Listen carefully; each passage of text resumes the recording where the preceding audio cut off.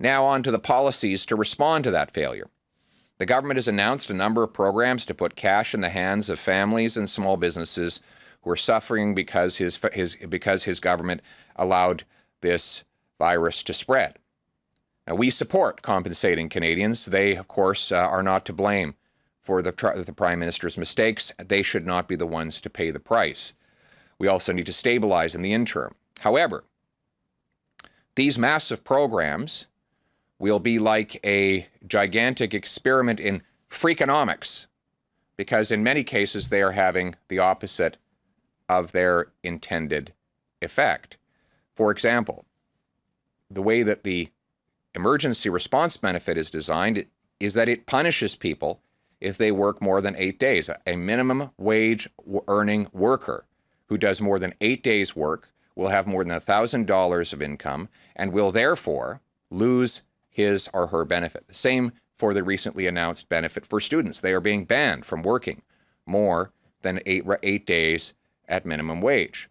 Second, the recent rent policy the government announced is punishing businesses who kept their doors open, courageously providing groceries and other essentials to our local economy and paying wages to our workers. Many of them have had a 50% drop in their revenue, but because they have not dropped the full 70%, they will not get any assistance with their much needed rent. I know of a small deli and grocer in the market, Byward Market, who's lost significant revenues, but has kept his door open to support his employees and customers, but he hasn't quite lost 70% of his revenue. He will be shut out under the current terms of the program from any rental assistance.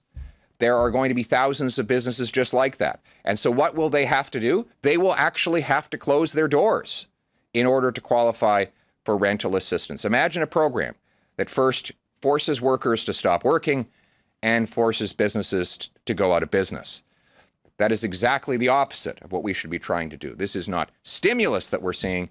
These are tranquilizers. The government is taking key parts of the economy out of action by banning people from doing their important and essential work. We should reward hardworking Canadians who want to continue to do their jobs. We should reward businesses who've kept their doors open.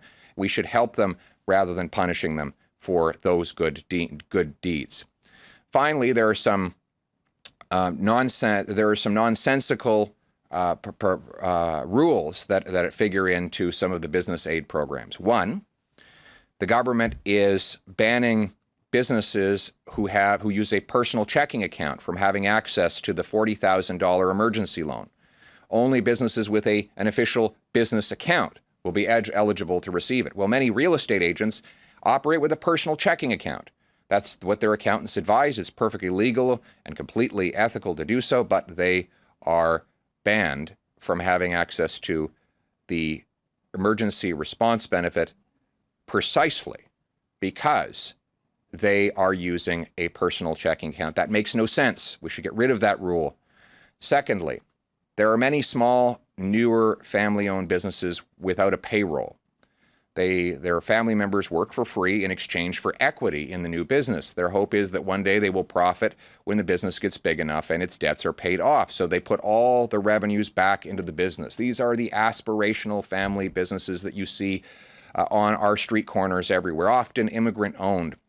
They aspire to build a better life for themselves, and they make extraordinary sacrifices and live on very little in the interim so that they can build that business from scratch. Well, because they do not have the required $20,000 payroll, they cannot access this urgently needed $40,000 government-backed interest-free loan. So again, we are punishing people for doing the right and the honorable thing. Finally, as I said earlier, the government is punishing businesses who have lost revenue but not lost 75% of revenue because they've left their door open.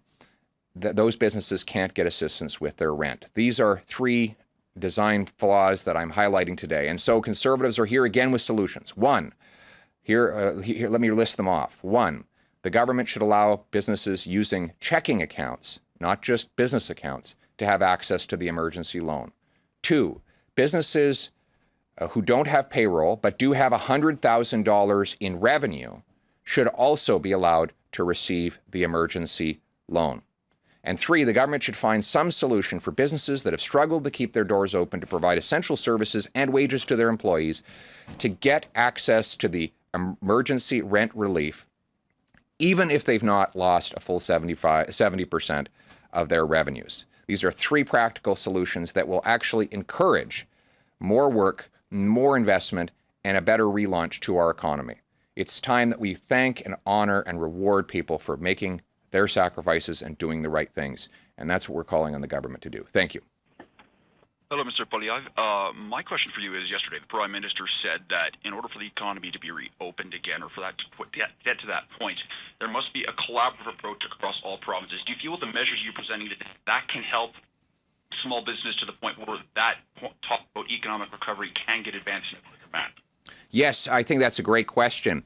So the provinces will make their own decisions on how they reopen, but we don't want the federal programs to ban businesses in those provinces from doing their important work. So, for example, if businesses open in Saskatchewan, but the government of Canada tells them you can't open and start attracting revenue or you'll lose your rental subsidy, then many businesses will effectively be banned for financial rather than public health reasons from going forward and working.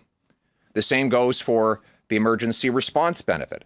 Many working class people would love to go out and do, say, 15 days of work a month. But now the federal government has banned them from doing that by threatening to take away the emergency response.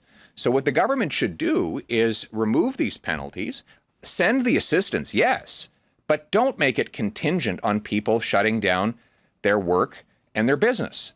Encourage work, encourage business. Let's get people going. That's how our programs at a federal level need to be fixed so that when provinces are ready to reopen, our workers and businesses are ready to go.